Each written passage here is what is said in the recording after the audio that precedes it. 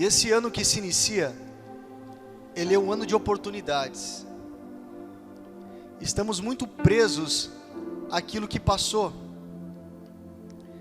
Sim, continuamos vivendo debaixo de um momento pandêmico, mas isso não determina quem nós somos, não determina o nosso nível de adoração. Deus, Ele chamou o seu povo para andar sobre a tempestade.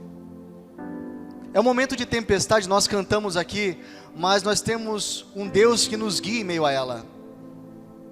Nós temos uma direção, porque o nosso Abba é socorro bem presente. Você recebe isso em nome de Jesus, e Ele está aqui, e essa é uma noite onde Ele vai te pegar por dentro, Ele vai chacoalhar você, como Ele me chacoalhou enquanto eu estava sendo ministrado por essa palavra, porque vocês sabem que primeiro a palavra corta no pregador. O confronto direto vem quando nós recebemos a revelação, e eu peço a Deus que Ele me dê graça para transferir um coração sobre vocês. É muito mais do que somente uma explanação de um texto, porque pregar na unção é fácil. A unção é aquilo que nós recebemos de Deus, é uma habilidade para fazer, mas quando você prega na glória de Deus, é diferente, porque apesar de nós que as coisas acontecem, não é por causa de nós, amém? Existe uma diferença. O Senhor está rompendo com performances, queridos. Tem pessoas que querem fazer algo para o Senhor para mostrar, e Deus está colocando esses atrás para que possam entender que não é o homem que se projeta, mas é a glória de Deus que projeta o homem. Então chega de buscarmos estarmos diante de homens sendo avaliados.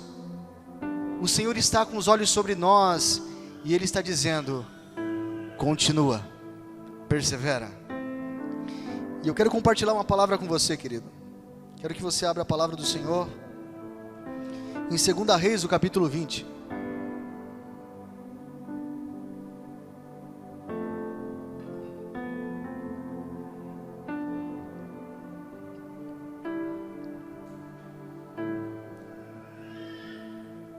Aleluia, glória ao nome do Senhor. 2 Reis, o capítulo 20, está na Bíblia.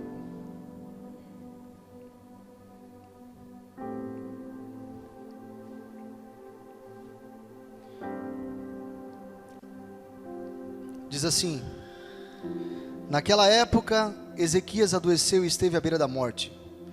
O profeta Isaías, filho de Amós, foi visitá-lo e lhe declarou: põe ordem em tua casa, porque não te recuperarás, mas vais encontrar a morte.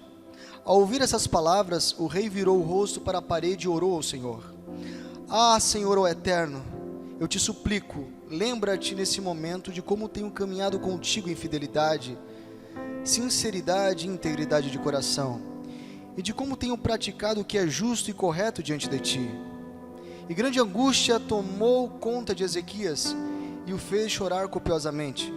Contudo, antes que o profeta Isaías se retirasse da cidade, quando atravessava o pátio intermediário, eis que lhe sobreveio a palavra do Senhor, dizendo: volta e declara a Ezequias, príncipe do meu povo: assim diz o Senhor, Deus de teu pai Davi, ouvi a tua oração e as tuas súplicas, vi as tuas lágrimas, eu te curarei, depois de 3 dias subirás à casa do Senhor. Acrescentarei 15 anos à tua vida na terra, e livrarei a ti e a essa cidade toda das mãos do rei da Síria. Protegerei essa cidade por amor à minha própria pessoa e por amor do meu servo Davi. E disse mais Isaías ao rei: tomai uma pasta de figos e pensai-a sobre a úlcera. Em seguida, um emplastro foi aplicado às feridas e ele ficou curado. Quando Isaías entregou essa mensagem a Ezequias, este lhe indagou: qual é o sinal de que o Senhor me curará e que depois de 3 dias conseguirei subir ao templo do Senhor? ao que prontamente lhe asseverou Isaías: este, pois, será o sinal do Senhor, de que cumprirá o que prometeu. Queres que a sombra se adiante ou regrida 10 graus na escadaria? Então Ezequias ponderou-lhe: é fácil que a sombra venha se adiantar 10 graus. Não seja assim. Pelo contrário, eu prefiro ver que a sombra retorne 10 graus de sua posição. Em seguida, o profeta Isaías invocou o nome do Senhor e clamou ao Senhor, que imediatamente fez a sombra recuar 10 graus que havia avançado no relógio de sol de Acaz. Aleluia. Senhor, eu te adoro, te bendigo, pois tu és santo, e não há outro como tu. O teu nome, Senhor, é lindo, o teu nome cura, as tuas palavras são edificações dentro de nós.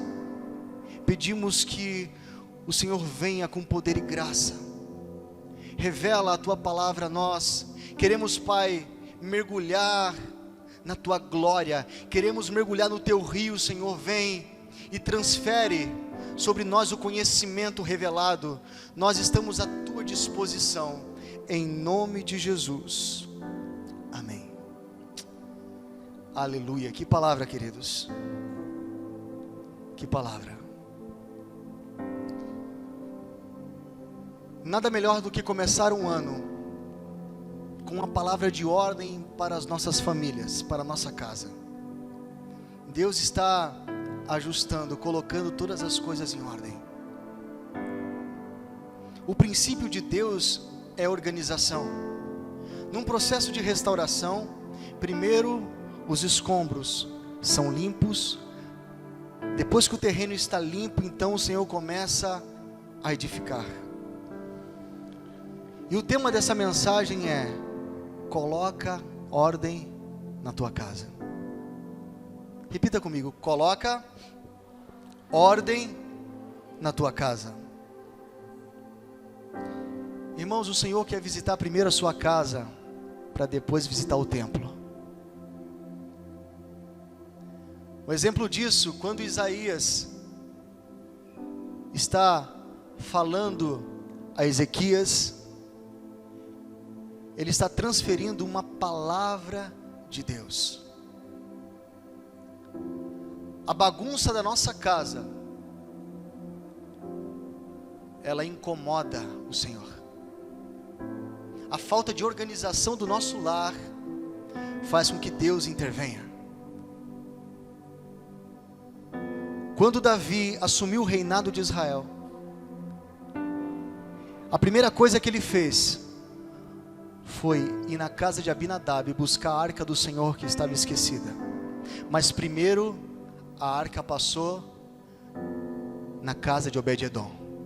Ele passou na casa de uma família. O que eu entendo, primeiro, a presença tem que ser vivida dentro de casa. Eu não posso querer manifestar algo na igreja que não existe na minha casa. Precisa haver um altar do Senhor, um altar onde existe resposta, onde o fogo desce dentro da minha casa, porque é uma casa forte que produz uma igreja forte. O que nós estamos gerando nesses dias,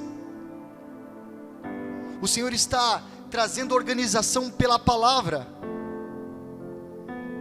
A presença precisa ser conhecida primeiro dentro de casa, depois no templo, depois no culto, porque eu só posso prestar culto se eu conheço o Deus do culto. E cultuar é reverência, é entrega. O reino de Deus é feito de princípios que Ele mesmo estabeleceu. E quando nós obedecemos, nós vivemos abençoados. A palavra do Senhor diz: honra teu pai e tua mãe, para que te vá bem sobre a terra e os seus dias sejam prolongados. É uma promessa de Deus, é condicional. Se você honrar o teu pai e tua mãe, consequentemente você viverá bem sobre a terra e terá uma vida longa. Também o inverso disso, se você não obedece princípios, se estamos fora de propósito, também a nossa casa entra debaixo de maldição. Então nós, pais, decidimos onde colocamos a nossa casa.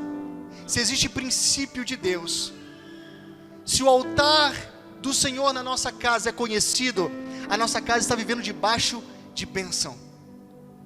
Princípios é para serem seguidos. Ezequias era um homem temente a Deus. Ele arrancou com os altares de Baal, com os postes ídolos. Ele trouxe a nação de Israel, o reino de Judá, para voltar à adoração sincera, para voltar ao Senhor. Então qual era o problema? O problema era na casa, era na família. Nós nunca estamos preparados para a morte. Então se prepare, realize o que Deus te confiou para fazer. Queridos, nós não trabalhamos mais para nós, nós trabalhamos para a próxima geração. Tudo que estamos fazendo hoje, eu trabalho para os meus filhos naturais e para os meus filhos espirituais, que são vocês. Tudo que eu tenho feito é liberar o coração, é trazer respostas do céu, é ministrar o coração, transferindo a glória de Deus, porque depois que você é tocado pela glória de Deus, você começa a caminhar debaixo de princípio, porque a palavra do Senhor é a luz para os nossos caminhos. Quando você é apaixonado pelo Senhor, nada mais te tira do foco. É essa paixão que está vindo sobre nós, onde nosso coração está queimando. Mas precisamos entender que essa vida é passageira. Ninguém está preparado para morrer. A realidade é que o nosso espírito, ele se renova, mas o nosso corpo vai se desgastando com o tempo. A cada dia que passa é vida que você perde. Eu me lembro quando eu tinha 18 anos, não faz muito tempo, alguns aninhos atrás, eu jogava futebol o dia inteiro e não me cansava. Hoje eu vou jogar um tempo, já estou com a língua de fora. O tempo passou, a gente não é mais igual. Tinha uma montoeira de cabelo, hoje tem que começar a colocar para o lado para não ver as entradas aqui. Então, queridos, o exterior vai se desgastando com o tempo. O espírito, ele não morre, mas essa casca voltará ao pó, até a volta do Senhor Jesus, onde esse corpo será transformado. Mas, queridos, nós precisamos entender que desde que eu nasci, eu estou morrendo. Porque envelhecimento é morrer a prestação. Eu vou repetir, envelhecer é morrer a prestação. 2 Coríntios, o capítulo 5, versículo 1 diz: se essa casa se desfizer, temos da parte de Deus um edifício esperando por nós. Ele faz uma comparação, uma casa, ou seja, uma tenda, algo passageiro, algo fraco, vulnerável, em comparação com um edifício que está à nossa espera. Hoje nós temos uma tenda, nós temos uma casa, mas o que está esperando por nós é um edifício construído pelas mãos do Senhor. Mas enquanto nessa terra, nós precisamos cumprir aquilo que Deus nos deu para fazer. O problema de Ezequias era na sua casa, na sua família. Deus se preocupa com a próxima geração. Ele se preocupa que haja o repasse da bênção. E eu quero que você preste muita atenção sobre uma mensagem que Deus coloca em cada geração. A sua família carrega uma parte da mensagem para essa geração. E se a geração, ela para, então a mensagem também é comprometida. E a palavra do Senhor diz que nós somos cartas escritas por Deus e lidas pelos homens. Diga comigo, eu sou uma carta escrita por Deus e lida pelos homens. Então você carrega uma mensagem. O mundo precisa entender que mensagem é essa. Adão peca e Deus esconde o plano de salvação na genealogia de Adão até Noé. Preste bem atenção. O princípio foi com Adão. O dilúvio foi com Noé. Também um princípio de um novo mundo. Entre Adão e Noé, os seus filhos, a sua geração carregavam uma mensagem. Cada um dos seus filhos carregava uma parte dessa mensagem. E eu quero compartilhar isso contigo. Adão significa homem. Sete, apontado. Enos, fraco e mortal. Cainã, aflição e lamentação. Malalel, santo Deus. Jared, descerá. Enoque, ensino e instrução. Matusalém, sua morte trará. Lameque, ao sem esperança. Noé, alívio e conforto. Juntando cada parte dessas mensagens, de geração em geração, de Adão até Noé, a mensagem é: ao homem está apontado uma mortal aflição, mas o santo Deus descerá ensinando que sua morte trará ao sem esperança alívio e conforto. Ei, quem é o santo Deus que desceu trazendo alívio e conforto? Desde Adão a salvação já estava sobre nós. O plano de Deus já estava na genealogia de Adão até Noé. Assim como Deus colocou uma mensagem, nos carregou de um plano, amém? E eu preciso revelar isso às gerações. Revele ao mundo uma mensagem. Deus se incomoda com casa bagunçada e Ele está intervindo. Deus não coloca a família em ordem, Ele te dá condições para fazer. A gente sempre quer que Deus faça tudo. Não, Ele te dá ferramentas para que você coloque ordem na sua casa. Ele está levantando homens, sacerdotes e mulheres que são videiras, mulheres edificadoras, com uma palavra de direção dentro de casa. Sacerdotes são aqueles que ordenam a família, que trazem a palavra do Senhor, aqueles que são responsáveis espirituais pelas suas famílias. Irmãos, hoje existe uma geração de homens omissos. São homens banana e mulheres abacaxi. Deus está transformando realidades.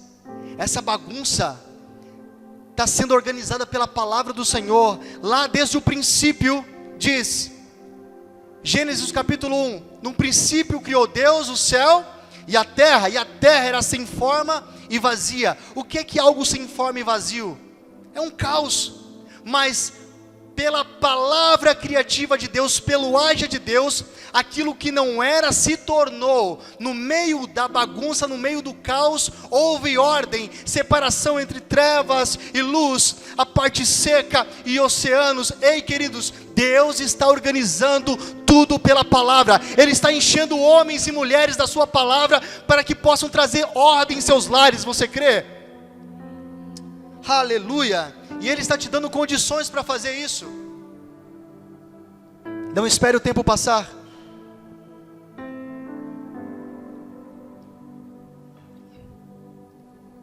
Casa bagunçada significa que a família está vivendo em quebra de princípio, quebra de aliança. A palavra do Senhor diz que Ezequias estava enfermo e recebe a visita do profeta Isaías. E profeta, você sabe como é, eles vivem um tempo diferente do nosso. Eles vivem à frente. O compromisso de Isaías era entregar uma palavra. E ele chega e diz assim, ó: essa doença aí é para a morte, ó. Coloca a tua casa em ordem que tu vai morrer. Imagina você recebendo uma mensagem dessa. E o profeta é assim, ele coloca a dinamite e sai. A Bíblia diz que ele está saindo. Enquanto o profeta está saindo, Ezequias foi orar. E a Bíblia diz que ele ficou desesperado, colocou o rosto contra a parede e começou a orar dizendo: Senhor, eu te servi com sinceridade de coração, com integridade, tem misericórdia de mim. E a palavra do Senhor diz que Deus teve misericórdia de Ezequias.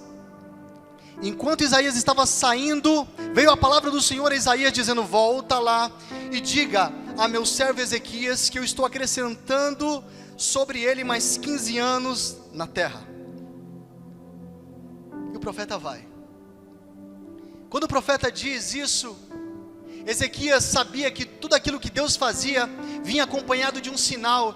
Ele disse: qual será o sinal de Deus que eu serei curado e ao terceiro dia subirei à casa do Senhor? O profeta disse: você prefere que a sombra do sol avance 10 graus ou regrida 10 graus? Naquela época o relógio não era como o nosso, não era de ponteiro, não era digital. Era pelo sol, fazia sombra num relógio que estava no chão, e pela sombra eles sabiam qual era o tempo. Ele pensou: avançar 10 graus é natural, é horário, mas voltar 10 graus é mais difícil. Que seja então voltar 10 graus. Sabe o que esse homem estava pedindo? Ele estava dizendo: eu creio que por minha causa Deus pode fazer com que o tempo volte. Ei, esse rei sabia quem era Deus. E foi o que Deus fez, voltou o tempo por causa de Ezequias, para trazer um sinal sobre a sua cura. A parte de Deus foi feita. Mas agora, Ezequias tem 15 anos. E qual era a palavra do Senhor? Coloca ordem na sua casa. Mas o que acontece quando a gente tem tempo para fazer algo? Não preciso fazer agora, eu tenho tempo. A gente é especialista em empurrar as coisas com a barriga. Nós somos procrastinadores. Nós vamos deixando as coisas. E o tempo está passando, a vida está passando. E a gente não entende que o que Deus nos deu agora, que é a vida, o presente, é para que nós vivamos entregando uma geração aos pés do Senhor. Mesmo ele ganhando mais 15 anos, ele não colocou a sua casa em ordem. Deus sempre dá oportunidade, condições e tempo para que nós possamos obedecê-lo. Oportunidade, condições e tempo. Deus tem feito isso conosco, querido. Perceba a bondade dele, o quanto ele tem sido fiel e presente conosco. Ele tem nos dado ferramentas para que nós possamos organizar a nossa casa. E o que estamos fazendo com ela? Temos colocado essas ferramentas na maleta, dizendo: agora eu não preciso usá-las. E o reflexo de não ter colocado a sua casa em ordem foi que a sua geração entrou debaixo de maldição. Ezequias, depois dos 15 anos que Deus havia dado para ele, ele morre. E quem assume o reinado é Manassés.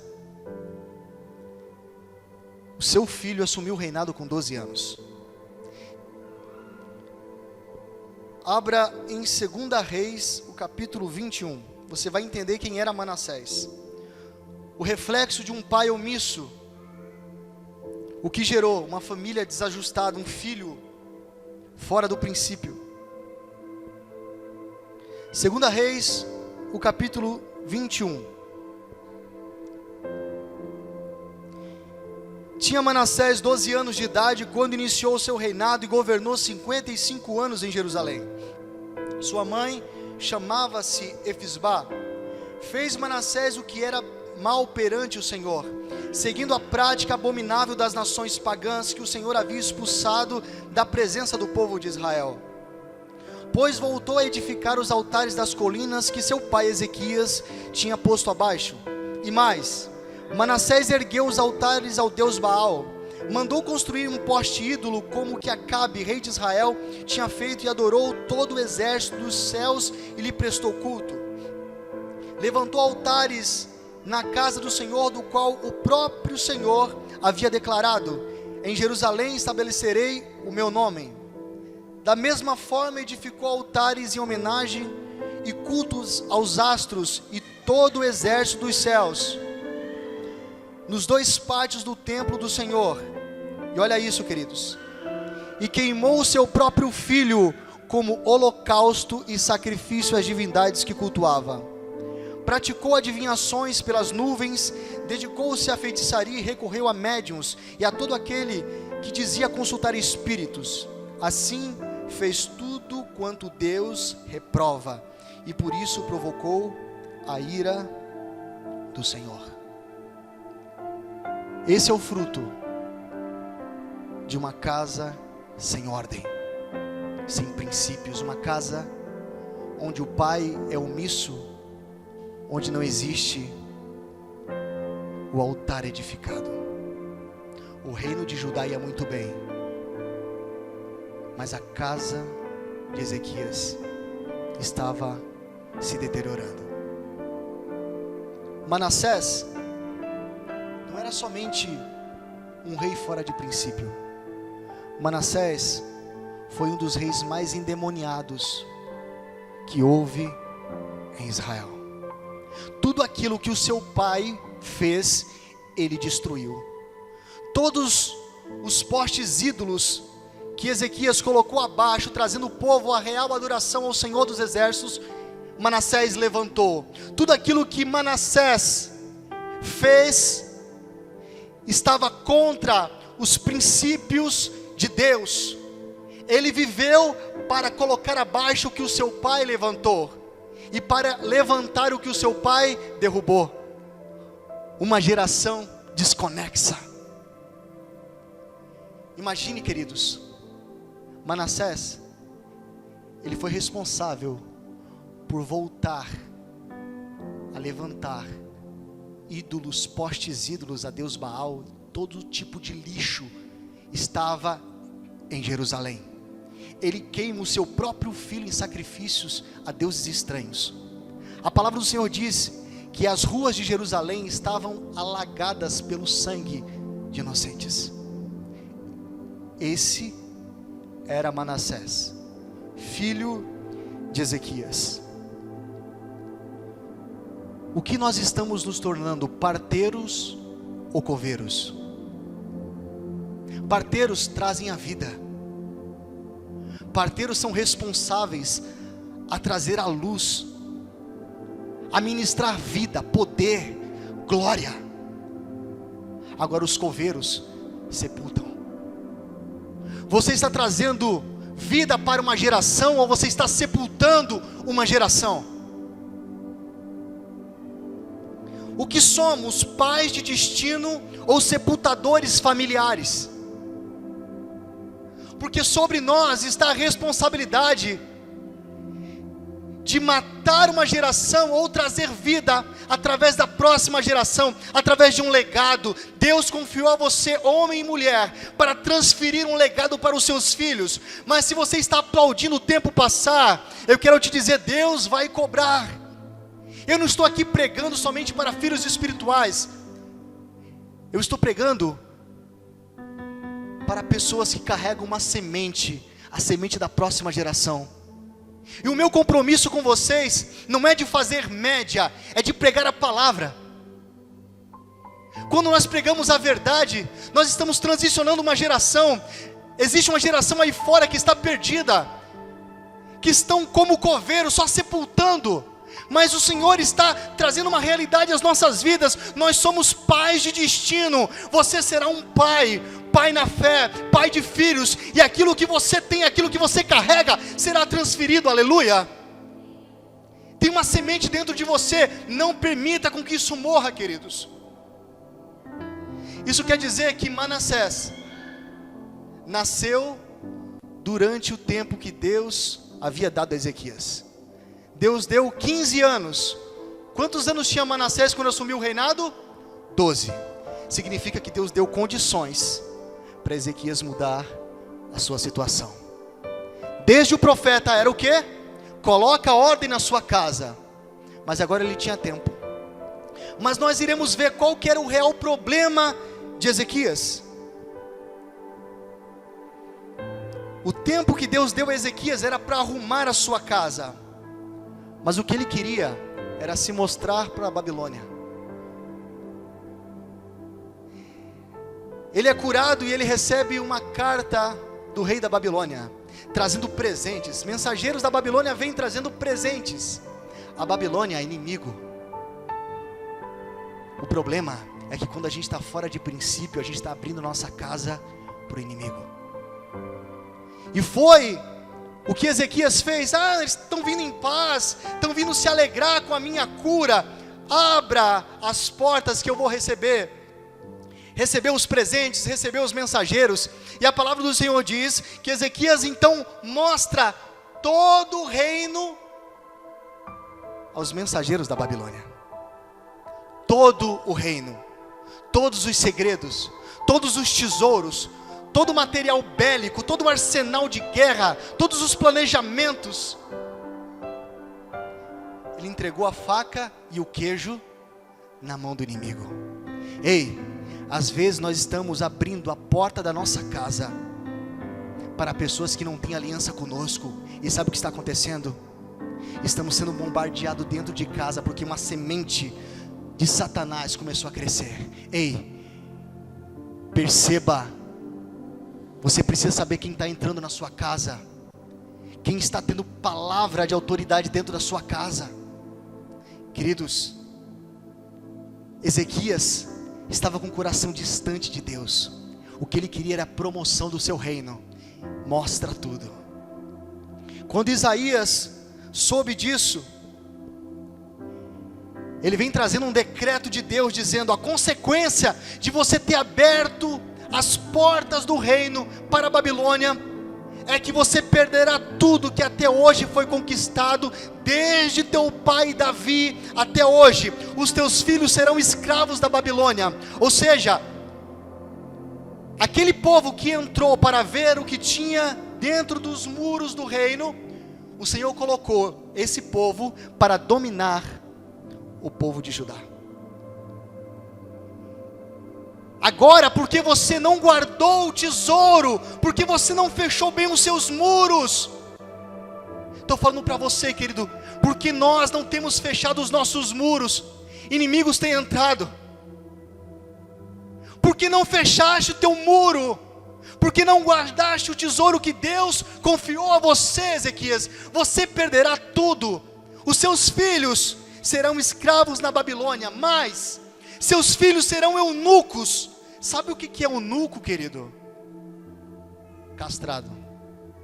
Sim. Homens castrados. Não haveria continuidade da geração. A geração estava acabando ali. Quando nós não entendemos o propósito de Deus, a nossa geração se torna eunuca. Por quê? Nós não entendemos o processo da bênção de Deus, nós não interagimos com aquilo que Deus está fazendo. Sabe o que acontece? Entramos debaixo de maldição, uma geração que não tem mais continuidade, que morre ali. Se você recebesse uma palavra dessa de Deus, o que você faria? Tristeza, lamento. Mas sabe o que Ezequias fez? Ele respondeu ao profeta: boa é a palavra do Senhor. Esse cara só pode estar fora da casinha. Vem um juízo desse sobre a sua casa, os seus filhos serão eunucos, você perderá tudo. Boa é a palavra do Senhor. Sabe por que ele respondeu isso? Eu não vou estar mais vivo mesmo, eu não estou nem aí. O que importa é que nos anos que me resta eu tenha paz. Ele vivia para ele. Ezequias era egoísta. como muitos de nós, estamos preocupados conosco e colocamos a família como um escudo. Ele não se preocupava com a próxima geração. Eu estou falando de negligência.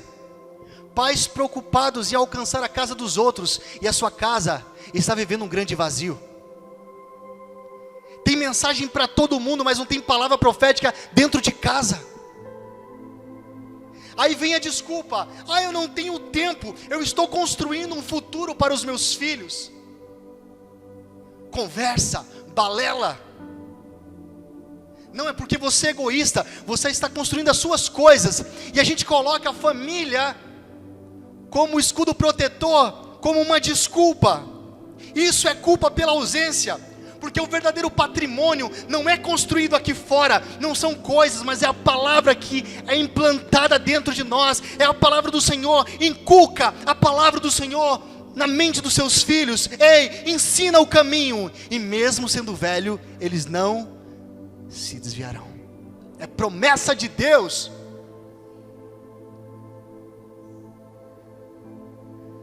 A verdade é que os nossos filhos não querem um futuro de nós, eles querem um presente conosco. Seu filho não quer um futuro de você. Para de querer construir coisas achando que dando presentes ou fazendo com que as coisas aqui fora estejam melhores resolvidas vai fazer com que a culpa possa ser aplacada, a culpa da sua mente seja aplacada. Não, você continua sendo omisso, você continua sendo omissa. O que Deus te chamou é para ser responsável por uma geração. Deus está dizendo a Ezequias: tenha postura, ensine, declare uma palavra profética. O que nós vamos esperar? Os dias passarem, nós estarmos no final da nossa vida ou numa cama para mudar a história? Filhos, abracem os seus pais, digam que o amam, digam isso enquanto eles estão vivos. Irmãos, eu já fui em velório de famílias desajustadas, de casas conturbadas, onde o pai não falava com o filho não falava com o pai, e quando o pai morreu, eu vi o filho em cima do caixão, lamentando, pedindo perdão no caixão, mas agora é tarde, não tem mais o que fazer. Era um velório de remorso. Pai, se eu tivesse oportunidade. Não, Deus deu a oportunidade, nós não entendemos, fomos nós que não interagimos com isso. Também eu já vi velório de pais, onde ordenaram a sua casa, onde o filho só dizia: o Senhor recolheu meu pai, ele deixou um legado, ele transferiu a glória de Deus para mim, e eu sou responsável por plantar essa semente na próxima geração. Sabe o que eu quero? Quando eu partir, eu quero que os meus filhos lembrem de uma coisa. Não lembrem daquilo que eu dei para eles, mas daquilo que eu transferi para eles. Eu só quero que eles digam: meu pai foi um homem de Deus, que me ensinou os caminhos do Senhor. Essa é a maior herança que nós podemos deixar, queridos. Não existe outra coisa. Perdoem, quebre a barreira, não espere o tempo passar. Qual é a área da sua vida que está fora de ordem? Comunicação na família. Filhos não conversam com os pais. Esposa não consegue ter um relacionamento com o esposo, não conseguem conversar, não tem koinonia, comunhão. Talvez o problema seja a finança. Você compra o que não precisa com dinheiro que não tem, e gera toda essa confusão. Talvez o problema seja a fé. A palavra do Senhor diz que a fé vem pelo ouvir, e ouvir a palavra de Deus. Então venha para o culto, ouça a palavra, medite na palavra, que uma porção de fé vai crescer dentro de você. Talvez possa ser na saúde. tenha hábitos saudáveis. Não viva só de McDonald's. As crianças tiram sarro de mim, porque até hoje eu não sei o gosto que tem um McDonald's. Não é porque não tenho condições, é porque nunca tive vontade. Ainda vou provar. Mas queridos, nós precisamos ter hábitos saudáveis, porque o nosso corpo é templo do Espírito Santo. Não adianta eu tocar fogo nesse corpo aqui e dizer: Senhor, apaga o incêndio. Não adianta. Eu sou responsável por aquilo que eu estou fazendo. Nós somos fruto das nossas escolhas. Existe a semeadura.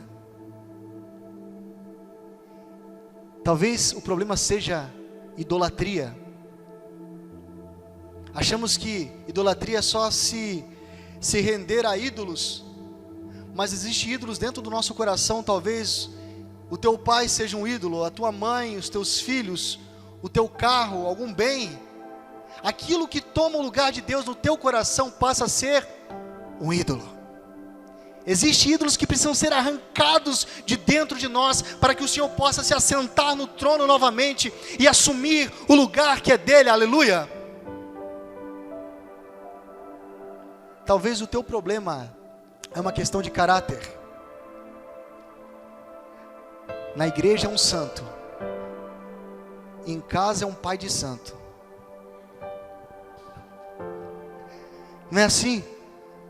Aqui na igreja está no fogo, aleluia, glória a Deus, levanta as mãozinhas. As pessoas olham e dizem assim: nossa, que homem de Deus, que mulher de Deus, olha o sapatinho dele, e rebola e dança. Quando chega em casa, vem aquela nuvem pesada. Esses dias eu cheguei em casa, eu cheguei meio atravessado. A pastora disse assim: parece que veio com uma nuvem preta. Eu falei: Senhor, eu rejeito em nome de Jesus essa nuvem. Eu quero que minha casa tenha paz. Porque às vezes a gente vem, queridos, a gente vem no tumulto, e a gente só transfere aquilo que eu tenho, eu estou transferindo. Eu tenho ministrado para vocês, nós precisamos ser humanos. Quando eu falo sobre as minhas debilidades, não é para chocar, é para dizer que eu sou homem como você, eu sou humano como você, eu erro como você, mas uma coisa eu faço: quando a glória de Deus vem, eu vou para o chão e digo: Senhor, eu me rendo, me perdoa, Senhor, eu quero acertar, eu quero ser melhor. Todos os dias, o que eu peço a Deus é: Senhor, me faz um homem melhor, me faz um pastor melhor, porque Tu és o bom pastor, Tu és a minha referência. Senhor, me faz um marido melhor, Senhor, me faz um pai melhor, um filho melhor, um irmão melhor. Porque se eu acho que está tudo bom, eu não tenho necessidade de mudança. Essa nuvem, essa geração que está vivendo debaixo de uma anestesia, onde não sente mais nada, uma geração que os olhos estão secos. Ei, olha aqui para mim, nós precisamos voltar a chorar. Geração dos olhos secos que não choram mais. Quando você chora, você libera aquilo que está aqui dentro. Hoje é uma noite de colocar ordem na nossa casa, e essa ordem vem pela palavra de Deus. Você recebe isso em nome de Jesus? Não basta você sair daqui hoje somente ouvindo essa palavra e não praticando. A palavra do Senhor diz que aquele que ouve as minhas palavras e não as pratica, será comparado a um homem que construiu a sua casa num banco de areia. Vieram as chuvas e as tempestades, combateram aquela casa e ela foi à ruína. O que Deus está dizendo? Casa é família. Onde a sua casa está construída, você decide como serão os seus filhos.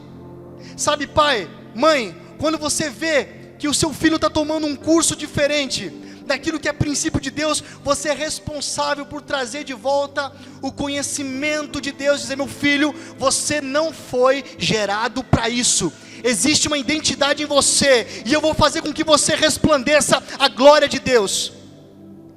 Tem filhos, queridos, que estão dentro de casa e diz: eu tenho minha privacidade. Privacidade o que? Lá em casa não tem privacidade. Enquanto estiver morando na minha casa, não tem privacidade. Vai ter privacidade na sua casa. Os filhos hoje estão gritando com os pais, xingando os pais, e eu estou vendo cada dia mais os pais recuados.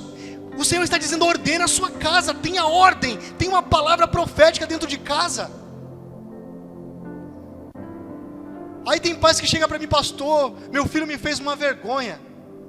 Você é culpado, porque você não está sendo responsável pela semente da próxima geração, a semente da bênção. Aleluia. Se coloque de pé. Eu quero orar pelas famílias